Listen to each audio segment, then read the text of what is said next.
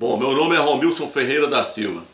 Estou aqui hoje para lançar mais um vídeo falando sobre a doutrina da ressurreição dentre os mortos e também falar sobre o arrebatamento da igreja.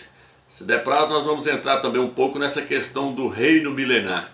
Por que eu estou querendo trazer essa doutrina para você que está me ouvindo? Porque eu tenho visto que os líderes, os pastores das denominações, têm ensinado erroneamente essa doutrina do arrebatamento e da ressurreição dentre os mortos. Bom, hoje existe um grupo chamado pré-tribulacionistas e um outro grupo chamado pós-tribulacionista.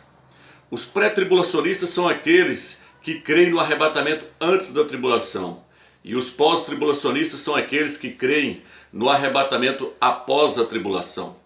Ambos os grupos estão certos e ambos os grupos estão errados. É isso que eu quero mostrar para você nas Escrituras. Por quê? Porque haverá dois arrebatamentos e haverá duas ressurreições. Isto mesmo, haverá dois arrebatamentos e duas ressurreições.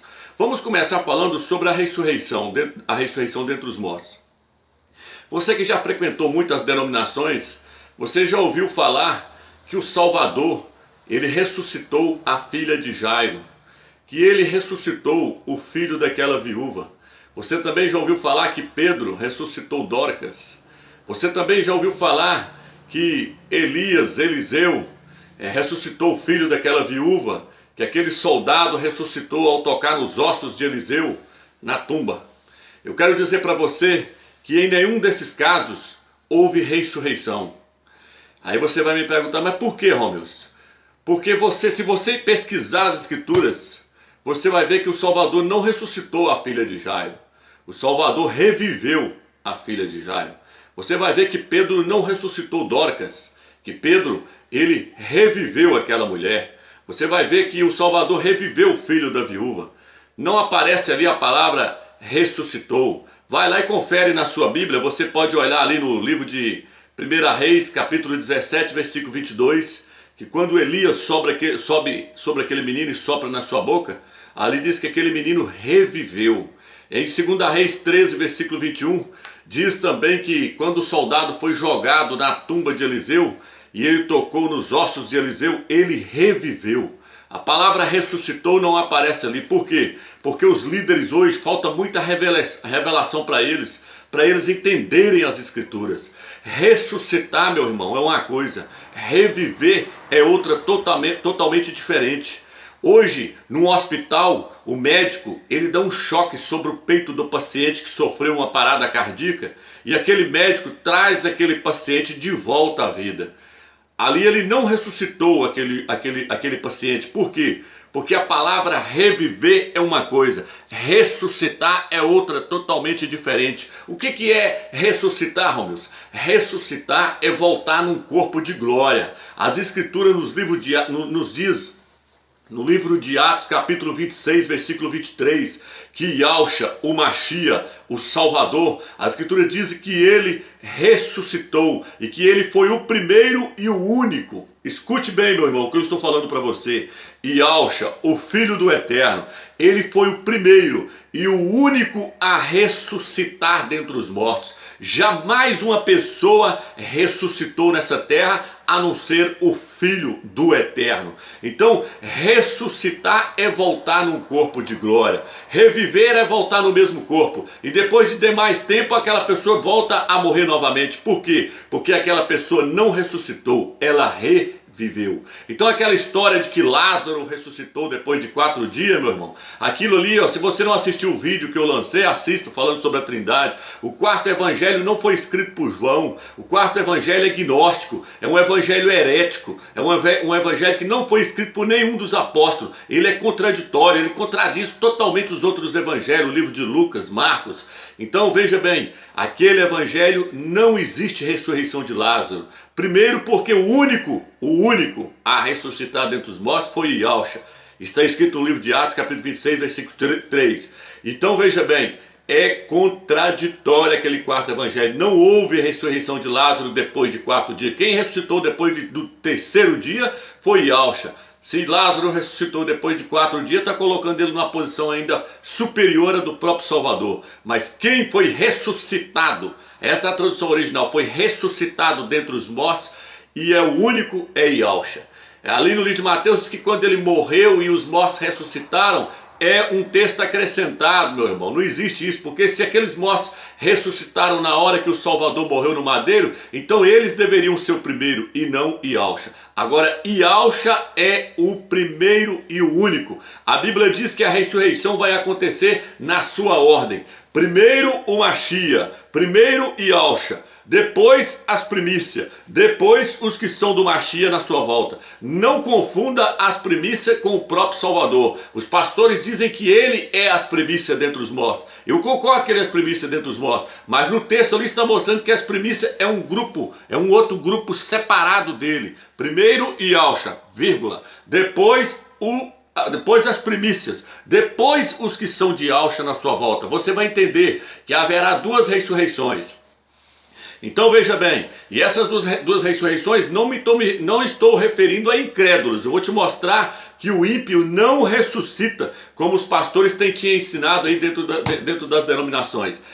Então veja bem, eu espero que você entendeu. Ressuscitar é uma coisa, reviver é outra. O apóstolo Paulo, o apóstolo Shaul, no livro de Romanos, capítulo 6, versículo 9, ele diz assim: uma vez o Salvador tendo ressuscitado dentre os mortos, a morte já não tem mais domínio sobre ele. Por quê? Porque ele não apenas reviveu, meu querido, ele ressuscitou, ele voltou num corpo de glória. Por isso a morte já não tem mais domínio sobre ele. O que a Escritura diz? Semeia-se corpo natural, ressuscita-se em glória. Semeia-se em fraqueza, ressuscita-se em poder.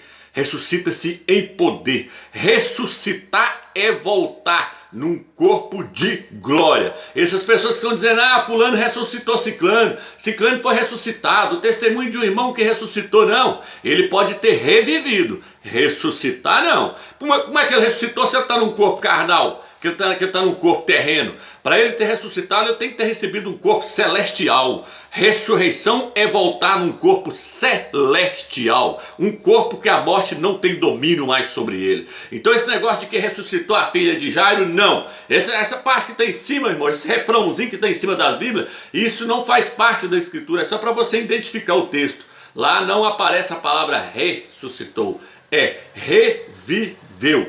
Pedro reviveu Dorcas. Yahshua Mashiach reviveu a filha de Jairo. O soldado reviveu ao tocar nos ossos de Eliseu. O menino reviveu quando Elias orou por ele. Então, eu espero que esclareceu bem para você essa questão. Ressuscitar é uma coisa, reviver é outra. Vamos a outro passo. Os pastores dizem que os ímpios um dia vão ressuscitar. Ah, que engano, meu irmão. Que engano, isso é falta de revelação, irmão. Falta de revelação.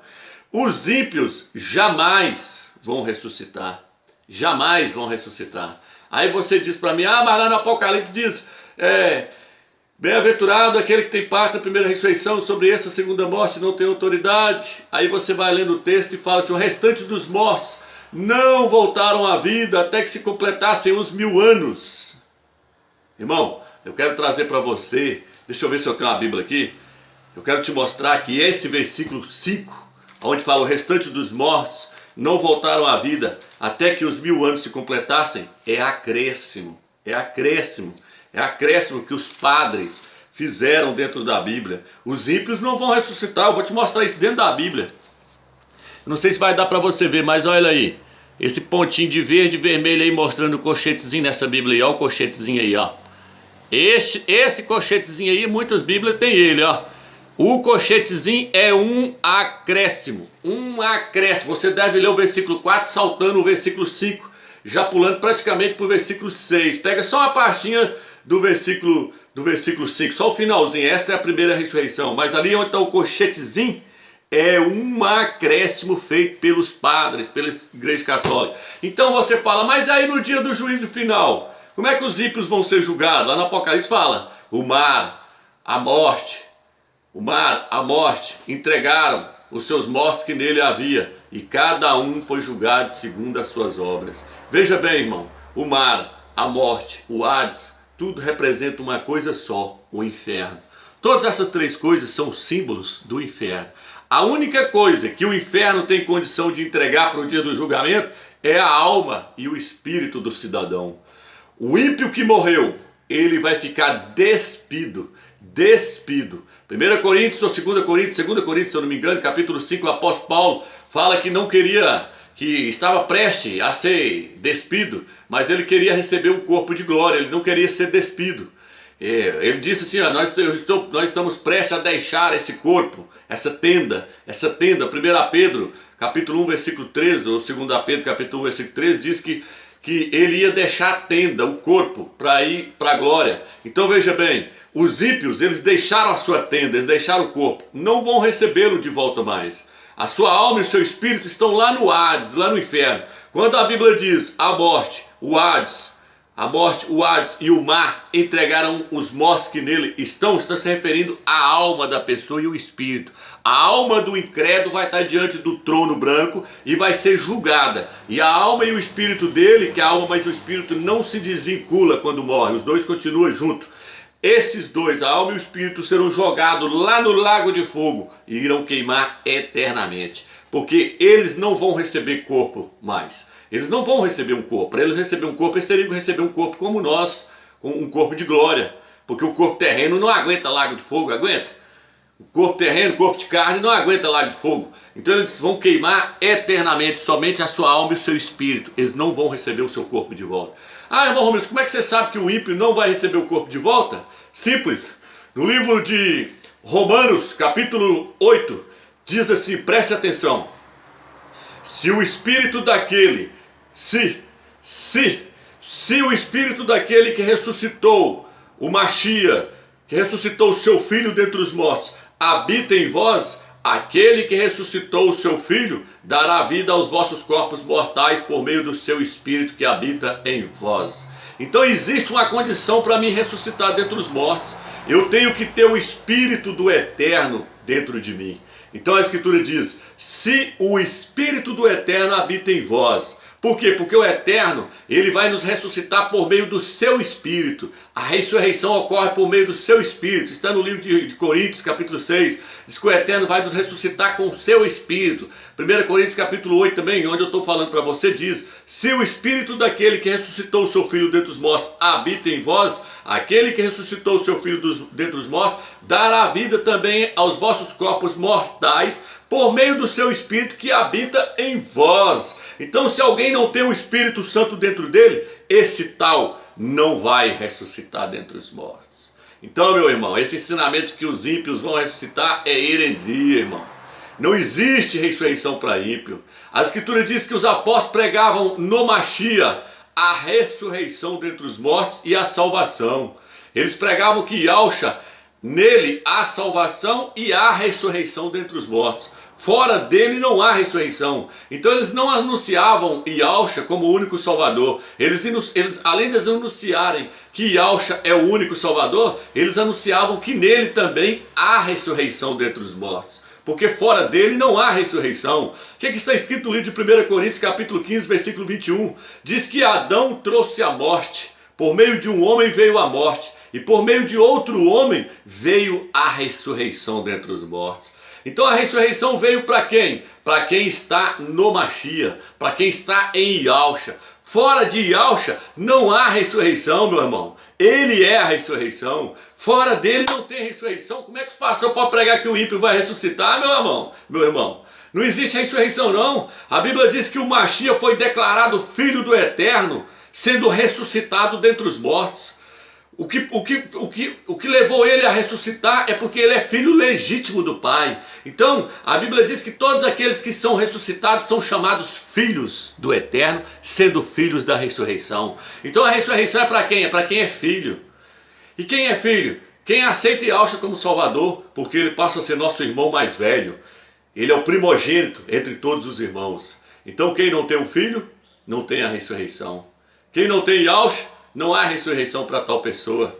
O que está escrito no livro de Isaías? Vou te mostrar que o ímpio não ressuscita. Isaías capítulo 26, versículo 14, ali diz, falecendo eles, não viverão, morrendo, não ressuscitarão. Então veja bem, o Eterno está falando claramente, Falecendo eles não viverão, morrendo não ressuscitarão, não ressuscitarão. Isaías 26:14. Quer mais claro que isso? Não ressuscitarão. Não existe ressurreição para o ímpio. O ímpio, quando ele morre, a alma dele vai para o inferno, a alma dele com o espírito. Lá no inferno ele está queimando hora dessa. Ele vai sair do inferno para ser julgado e ser lançado no lago de fogo, porque o próprio inferno vai ser jogado dentro do lago de fogo. Então eu te pergunto agora, existe ressurreição para o ímpio, meu irmão? Ou isso é pregação errônea dos pastores? Totalmente errôneo, irmão. Não existe ressurreição para os incrédulos. Não existe esperança para eles. No livro de Atos, Paulo falou assim, ó, eu estou pregando, Atos 26, Paulo falou que a ressurreição é a esperança. É uma esperança que foi dada para os ialdins, para os judeus. Aquilo que é esperança, meu irmão, não é para todo mundo não. Esperança é só para aqueles que creem. Então o ímpio, não há ressurreição para ele. Espero que ficou claro para você essa questão. Estou só dando uma pincelada aqui, porque senão o vídeo vai ficar muito grande. Mas esses versículos aí já deu para você ver que não há ressurreição para o ímpio. Agora eu quero mostrar para você que vai haver sim duas ressurreições. Mas é somente para crente. Somente para aqueles que converteram, que entregaram a vida para o eterno, que entregaram a vida para Yahshua, que recebeu a Yahshua como seu único salvador. Então vamos lá agora. Romeus, como é que você pode falar que existe duas ressurreições? Sim, assim como vai haver dois arrebatamentos, vai haver duas ressurreições. As Escrituras diz no livro de Hebreus capítulo 11, e versículo 37, que homens não aceitaram o seu livramento, o seu resgate, preferiram morrer debaixo da espada para obterem uma melhor ressurreição. O que é isso, obter uma melhor ressurreição? É porque existe, meu irmão, uma ressurreição melhor do que a outra. Aqueles que obterem a melhor ressurreição, vou te explicar o que vai acontecer com eles. Eles vão reinar com o Salvador durante 1000 anos. Vou te mostrar uma tradução aqui, ó. Guarda esse versículo aí, Hebreus 11, 37. Preferiram morrer para obterem uma melhor ressurreição. Porque eles sabiam que se eles obtessem a melhor ressurreição, eles ganhavam o direito de reinar no milênio. E você vai ver que não serão todos os crentes que vão ganhar esse direito de reinar no milênio. Vou mostrar para você aqui agora. Olha aí, como é que está escrito aí, ó. O apóstolo Shaul, o apóstolo Paulo, falando que procurava alcançar a ressurreição a ocorrer mais cedo dentre os mortos. Ele falou assim, eu procuro alcançar. Ele não estava com medo de perder a salvação não, mas ele estava com medo de não alcançar a ressurreição que vai ocorrer mais cedo dentre os mortos. O que está escrito no Apocalipse capítulo 20, versículo 4 ali, onde nós lemos, diz que bem-aventurado aqueles que têm parte na primeira ressurreição, sobre esses a segunda morte não tem autoridade. O que é a segunda morte, meu irmão? Eu vou te falar aqui agora. No livro de Apocalipse capítulo 2, versículo 11, lá fala que os vencedores não vão sofrer o dano da segunda morte. O que é o dano da segunda morte? O dano da segunda morte é passar um período queimando nas trevas exteriores. Isso mesmo. Preste bem atenção. O ímpio, ele vai sofrer a perca total. Ele vai para ser jogado no lago de fogo. Lá diz que ele será condenado. E fala, esta é a segunda morte. Ele vai ser banido da presença do Eterno. É como um carro quando bate, quando se choca um no outro e dá perca total. Este é o caso do ímpio. Para ele não tem jeito. Morreu, acabou. Condenado agora ao lago de fogo para todo sempre. Mas o crente não. O crente fala, cuidado para ele não sofrer o dano da segunda morte. O vencedor não sofrerá o dano da segunda morte. É como um carro que bate e dá só uma estragadinha na lateral dele, você leva no mecânico, o mecânico conserta, ele fica zero. Mas ele sofreu um dano. O que vai acontecer com o crente? Ele vai ser jogado lá nas trevas exteriores junto com os ímpios para poder pagar pelo erro que ele cometeu na terra, que ele viveu relaxadamente. Então aqui que eu quero entrar com você agora. A primeira ressurreição, a ressurreição dos selecionados dentre os mortos que Paulo queria alcançar, a ressurreição a ocorrer mais cedo dentre os mortos, é para o cara reinar no milênio. Preste bem atenção no que eu vou falar com você. Muitos crentes estão pensando que, estando salvo, acabou. Ele não tem perigo nenhum para ele mais, que agora não vai acontecer mais nada com ele. Preste atenção no versículo que eu vou ler para você agora. Preste atenção. Não sabeis que aqueles que correm no estádio, isso é 1 Coríntios capítulo 9, versículo 24. Não sabeis que aqueles que correm no estádio, correm todos, mas um só ganha o prêmio. Correi, portanto, de maneira a consegui-lo. Os atletas se abstêm de tudo, Eles para ganhar uma coroa perecível, nós, porém, para ganharmos uma coroa imperecível. Quanto a mim, é assim que corro, não ao incerto, é assim que pratico o pugilado, mas não como quem fere o ar. Trato duramente o meu corpo e o reduzo à servidão, a fim de que não aconteça que, tendo proclamado a mensagem a outros, venha eu mesmo ser reprovados. Então preste atenção aqui agora, você que está me ouvindo, meu irmão. Quando a pessoa é salva, o Eterno agora coloca um prêmio diante dele. Qual que é o prêmio? A coroa. Aí ele diz, muitos correm no estádio, eles para ganhar a coroa perecível, nós para ganharmos a coroa imperecível, a coroa incorruptível. Para que serve uma coroa? Para reinar. Então o Eterno, o prêmio é a coroa, é o reino. O Mashiach, o Salvador, os pastores nunca pregou isso para você, mas preste atenção. O Mashiach vai reinar 1000 anos na terra. E quem é que vai entrar no reino? Só os crentes vencedores. Só os crentes que alcançarem essa coroa. Essa coroa não tem nada a ver com salvação. A salvação é de graça. O reino não. A Bíblia diz que o reino é tomado por esforço. E todo aquele que se esforça entra nele. Sem esforço ninguém entra no reino. Como é que eu faço para entrar no reino? Eu tenho que alcançar a coroa. Ele diz que todos correm, mas um só leva o prêmio. Ele fala, correi de tal maneira que alcancei a coroa. Por quê? Porque a Bíblia diz, cuidado para que ninguém tome a tua coroa. Se você perder a coroa, você perde o direito de reinar. E se eu perder a coroa, Ramos, para onde eu vou? Você vai para as trevas exteriores, para ser disciplinado. Por quê? Porque você não se tornou um crente vencedor. Por isso que quando você vê no Apocalipse as 7 eras da igreja, em cada era você lê lá, você vê o Salvador chamando um grupo para se tornar vencedor. Ele fala assim, ao vencedor darei sentar comigo no meu trono, assim como o meu Pai me concedeu sentar no seu trono. Ele fala, ao vencedor lhe darei a coroa da vida, ao vencedor darei direito de comer da árvore da vida. Então ele está chamando um grupo, toda hora ele está chamando um grupo para se tornarem vencedores, mas nem todos vão se posicionar para se tornarem vencedores. E aí o que vai acontecer com eles? Eles vão para as trevas exteriores. Então, perder a coroa é perder o reino. Perder a coroa é perder o direito de reinar com o Salvador. Então, se o crente não amadurecer, essa que é a questão do arrebatamento e da ressurreição. Se o crente não amadurecer nessa era, o Eterno tem a próxima era para tratar com ele. Veja bem, o Eterno quer nos moldar na imagem do seu Filho. Mas nem todos os crentes vão permitir ser moldados na imagem do Filho. Por quê? Porque para ser moldados na imagem do Filho do Eterno, é necessário passar por sofrimentos, é necessário passar-se por perseguições. A Escritura diz que as nossas vestes elas têm que ser bordadas, para que aquele dia nós possamos participar do primeiro arrebatamento, que eu vou te mostrar que há o primeiro e há o segundo arrebatamento, para que possamos participar das bordas do Cordeiro. O que é ser bordado? É através de agulhada. Nós precisamos ser trabalhados, perseguidos. Só assim nós seremos transformados, a nossa alma será transformada. A Bíblia diz assim, todo aquele que ama a sua vida da alma, todo aquele que ama a sua vida, a tradução original fala, todo aquele que ama a sua vida da alma, perdê-la-á. E quem perde a vida da alma por amor de mim, achá-la-á. O que é amar a vida da alma? Amar a vida da alma é você deixar a sua alma desfrutar nessa terra, é ficar envolvido com novela, é ficar envolvido com filmes, é ficar envolvido com jogos, com videogames, com tanta coisa, com a televisão, com as coisas terrenas, atrás de bens materiais, de carro zero, de casa, de isso, daquilo outro. Você está agradando a sua alma. Largar os pecados da carne é fácil, meu irmão. Prostituição, glutonaria, lascívia, essas coisas é fácil largar. Eu quero ver largar o pecado da alma, é os bens materiais. É aquilo que agrada a alma, sua alma tem que sofrer nessa terra. Em Apocalipse 12 fala, eles venceram o dragão porque não amaram a sua vida da alma até a morte. Então veja bem, a nossa alma, quem ganhar a sua vida da alma, quem salvar a sua vida da alma nessa era, perdê-la-á na próxima era. Se você deixar sua alma desfrutar de tudo nessa era, agora na era do reino, que é 1000 anos que o Salvador vai reinar em Al-Shalom, você não vai entrar no reino. Existe uma condição para entrar no reino. Israel, quando saiu do Egito, ali só Josué e Caleb entraram na terra de Canaã.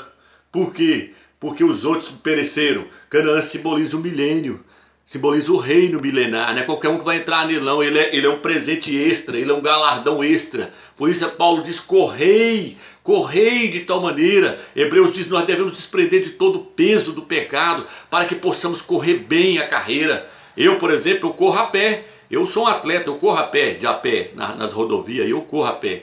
Então o que o atleta faz? O atleta usa uma roupa maneirinha, ele usa um tênis bem maneirinho, para que o peso não atrapalhe ele, para ele correr Nós estamos numa corrida. O apóstolo Saul, quando ele terminou a carreira dele, ele disse: eu completei a carreira, só me resta agora receber a coroa da vida.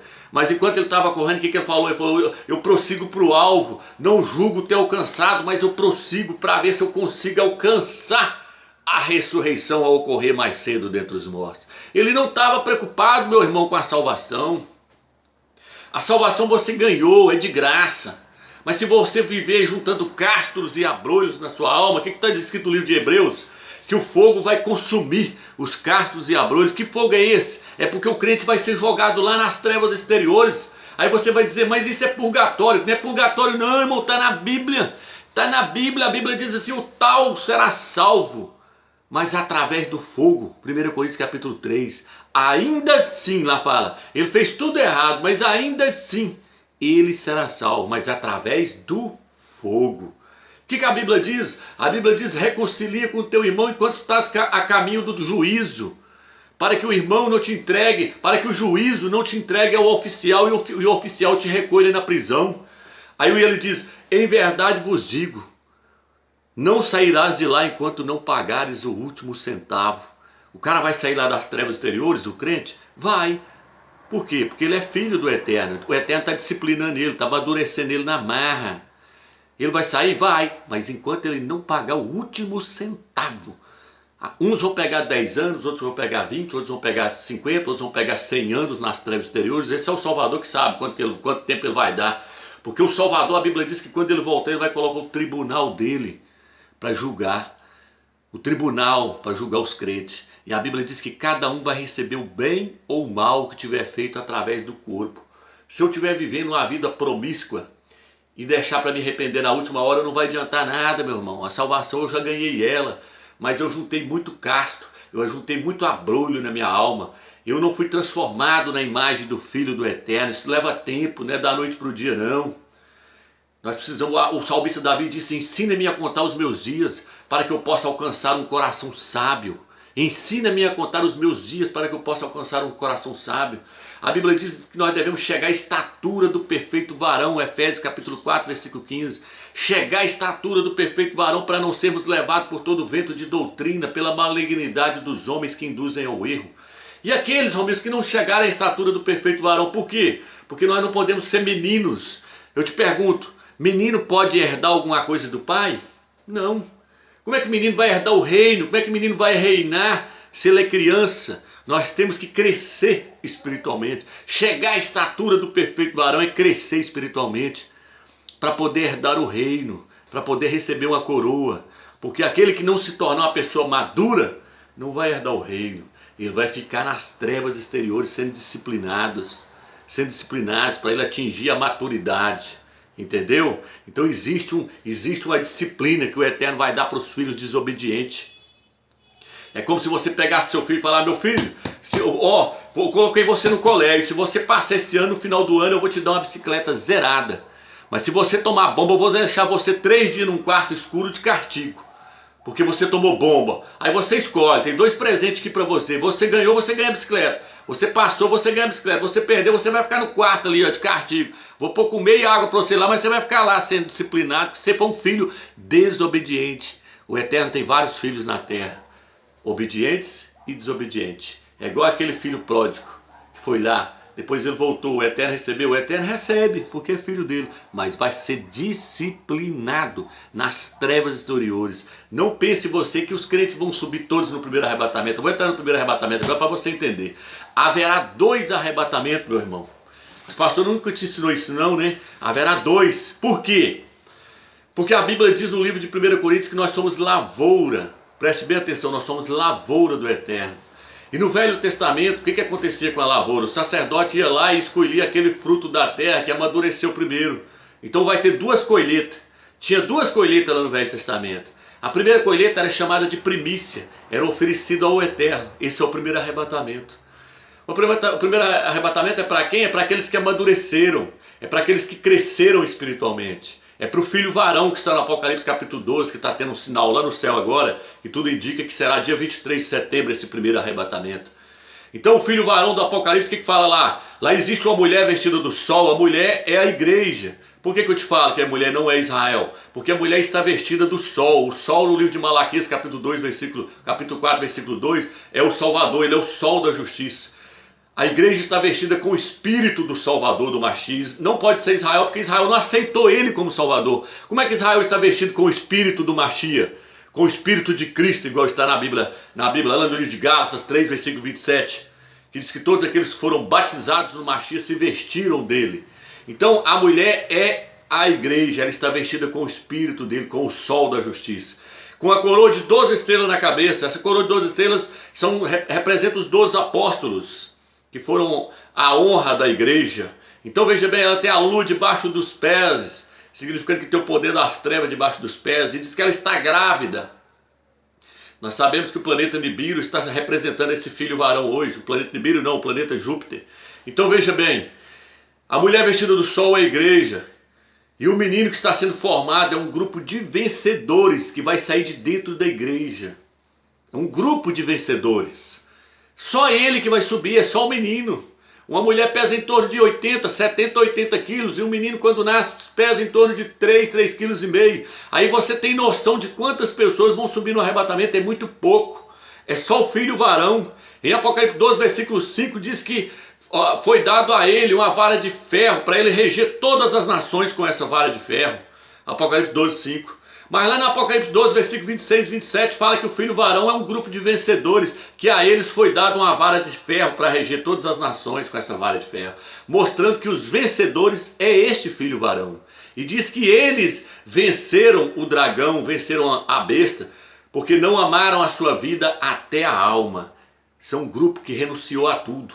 Renunciou a tudo. Aquele que não renunciar a tudo não serve para ser meu discípulo. Aquele que não tomar sua cruz, o seu madeiro, me seguir dia após dia, não serve para ser meu discípulo. Quem ama sua mãe, seu filho, seu irmão, seu pai mais do que a mim não serve para ser meu discípulo. Quem coloca a mão no arado não tem direito a olhar para trás. Acumuleis tesouro no céu e não na terra. Esse é um grupo de vencedores que está vivendo dessa forma. A Bíblia diz que aquele que morreu por nós, que nós devemos agora viver para ele, que nós não temos mais direito de viver para nós. Esse é o grupo vencedor, esse é o filho varão, esse vai subir no primeiro arrebatamento. Então Apocalipse 12 diz, e o seu filho quando nasceu, o que diz? Ele foi arrebatado direto para o trono. Esse é o primeiro arrebatamento. É o das primícias, é a primeira colheita lá do Velho Testamento. Veja bem, a primeira colheita é como você chegar numa lavoura de milho, existem umas espigas que amadurecem primeiro que as outras. Aí aquelas espigas serão colhidas. Veja bem, assim serão as primícias. Apocalipse capítulo 14, fala, ouviu 144 mil que foram resgatados da terra como primícia. É os vencedores, irmão. Não tem nada a ver com Israel. Israel está no capítulo 7. Apocalipse 14, 144 mil é um grupo de vencedores, são primícias. Na sua testa está o seu nome e o nome de seu pai. Qual que é o nome? Ial e Ialcha. Foram selados com o nome do pai e com o nome do filho. Quando eu sou batizado no nome de Ialcha, automaticamente eu recebi o nome Ial e o nome Ialcha. Então esses 144 mil são vencedores, desde o Velho Testamento até o Novo. Aí você pensa assim, mas 144 mil é muito pouco para subir no primeiro arrebatamento. É pouco. Olha lá na época de Noé para você ver quem estava qualificado, só Noé. O resto tudo estava desqualificado. Olha para entrar em terra, em Canaã, quantas mil pessoas saiu do Egito lá e veio, e só entrou Josué e Caleb. Herdar o reino não é para qualquer um não, irmão. É renúncia, é renunciar ao mundo, é renunciar a Satanás, a carne, é vencer a Satanás, a carne e o mundo. Então não será para qualquer um o primeiro arrebatamento, será só para o filho varão. Esse filho varão vai representar o restante que ficou para trás. Agora, por que o restante da igreja vai ficar para trás? Para amadurecer na tribulação. O restante vai ficar para trás porque o Eterno vai usar a tribulação, vai usar o anticristo, o antimachê para persegui-los, para eles alcançarem a maturidade, porque eles não quiserem sofrer agora, eles não quiserem ser perseguidos agora pelo nome, eles não quiseram pregar o evangelho para poder ser perseguido, eles não quiseram renunciar às coisas terrenas, então eles vão ter que renunciar na tribulação, na marra. E aqueles que morreram relaxados, o apóstolo Saul diz que haverá a ressurreição dos selecionados dentre os mortos, a ressurreição que ocorrerá mais cedo dentre os mortos. Vai tirar um grupo de pessoas que está lá no paraíso e vai largar os outros lá para trás. Aqueles que ficarem para trás, meu amigo, eles vão para o tribunal do Machia e eles serão julgados e serão lançados nas trevas exteriores para poder aprender a obedecer o Eterno na marra. Então a tribulação vai ser para amadurecer os crentes na marra, aqueles que não subirem no primeiro arrebatamento. O primeiro arrebatamento diz: porque guardasse a minha palavra na perseverança, eu te guardarei da hora da tribulação que há de vir sobre o mundo inteiro, para experimentar os que habitam sobre a terra. Esse é o primeiro arrebatamento. E olha em qual igreja está escrito isso: Filadélfia. Por que Filadélfia? Por que Filadélfia? Por que ele não vai tirar? Por que ele não falou isso para a igreja de Laodiceia? Porque guardasse a minha palavra na perseverança, eu te guardarei da hora da tribulação. Porque Laodiceia é relaxada. Laodiceia é esse cristianismo que está aí. Essa igreja que causa vômito no Salvador. Ele falou para a igreja de Filadélfia. Por que Filadélfia? Porque ele falou: vocês guardam a minha palavra. Vocês não negaram o meu nome. Vocês são fiel. Vocês são pouquinho. Vocês têm pouca força. Então Filadélfia vai subir no primeiro arrebatamento. E as outras vão ficar para trás. Livro de Isaías, capítulo 26, versículo 20. Entra nos teus aposentos até que passe a minha ira. A ira é para os crentes relaxados e para os ímpios, meu irmão. Como é que um crente que foi fiel, que viveu na presença do Eterno, a ira vai cair sobre ele? Ele foi fiel, hein? Ele já sofreu o que ele tinha que sofrer, já negou a vida da alma, ele já renunciou a tudo. Então ele vai subir no primeiro arrebatamento, na primeira remessa, na primeira colheita. Então vai haver, no primeiro arrebatamento, vai haver uma ressurreição e um arrebatamento. Não existe ressurreição fora de arrebatamento. Porque qual que é o objetivo do arrebatamento? É dar um corpo de glória para o cristão e levar ele para a glória. Qual que é o objetivo da ressurreição? É dar um corpo de glória para ele e levar ele para a glória. Então arrebatamento com a ressurreição estão interligados. Haverá um primeiro arrebatamento ou a primeira ressurreição. E quem ficar para trás vai encarar a besta para amadurecer na marra. No livro de Tessalonicenses fala que quando o Salvador voltar, ele vai voltar com os santos. Quem são os santos voltando? É os que subiram no primeiro arrebatamento. Eles voltarão com ele. Virá o Salvador e todos os santos com ele. É os que subiram com ele. Então se você ler Apocalipse 14, você vai ver que está falando de 2 arrebatamentos. Primeiro as primícias, logo no início. Aí você vai lendo, chega lá embaixo, fala assim: vi um sentado sobre a nuvem. Passa-se a tribulação todinha, aí fala assim: vi um sentado sobre a nuvem e o anjo disse para ele: mete a tua foice, porque a seara da terra agora amadureceu. Aquele que ficou para trás amadureceu. Aí vai haver mais uma colheita. Preste bem atenção: o primeiro arrebatamento, Apocalipse 12, fala que o filho varão foi arrebatado direto para o trono. Os tronos, lá haverá tronos para eles, porque eles vão se tornar reis e sacerdotes. Eles são reis, eles são vencedores. Mas e o segundo arrebatamento? O segundo arrebatamento não vai para o trono, vai para as nuvens ali. Ó. Lê lá Tessalonicenses capítulo 1, capítulo 1, 1 Tessalonicenses capítulo 4, versículo 16, fala: foi encontrar o Salvador nas nuvens. Nas nuvens é diferente de ir direto para o trono. No primeiro arrebatamento nós vamos direto para o trono. O Salvador nem desce, ele fica lá na glória esperando nós. Lá no trono ele fica esperando nós já chega lá no trono. Então esse é o primeiro arrebatamento. O segundo ele arranca de lá do céu e vem para nas nuvens.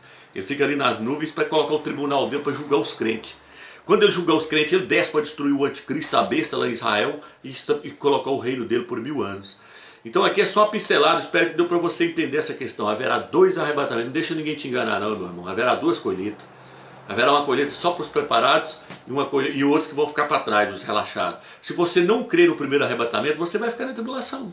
Infelizmente, porque o primeiro arrebatamento é para quem crê que ele existe. Porque guardasse a minha palavra, eu te livro da tribulação. É uma promessa, meu irmão.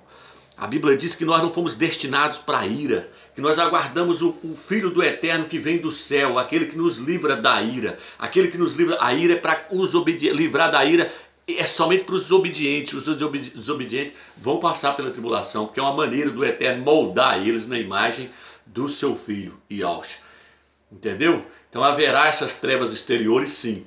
E haverá esse reino. Alcance o reino. Se você perder o reino, meu amigo, você não vai entrar no reino. Você, pelo contrário, você vai estar sendo sofrendo lá nas trevas exteriores, enquanto outros vão estar lá desfrutando o reino. O que ele diz? Ele falou assim: como é que esse aqui entrou aqui sem veste nupcial? Falou com o anjo: pega ele e joga nas trevas exteriores. Em verdade vos digo, ali haverá choro e ranger de dentes. Aquilo é crente. Pega ele e joga lá. Agora o ímpio não, o ímpio é lago de fogo. Larga o ímpio de lado, esquece o ímpio. Nós temos que alcançar o reino, nós temos que alcançar o primeiro arrebatamento, nós temos que nos tornar vencedores, crentes vencedores, que haverá 2 grupos, vencedores e derrotados. Nós temos que se tornar vencedor, correr de tal maneira que eu alcanceis. Ele falou, eu esmurro meu corpo, eu não deixo meu corpo eu não prostituo, não bebo, não deixo de desejar nada. Ele falou, considero tudo como lixo para ganhar o Mashiach. O apóstolo Paulo falou, nós temos que ser como ele. Ele falou, sede meus imitadores, entendeu? Fique na graça e na paz do Eterno. Renuncie a este mundo. Vale a pena para nós alcançar a coroa da justiça, para que nós não venhamos sofrer o dano da segunda morte. Amém?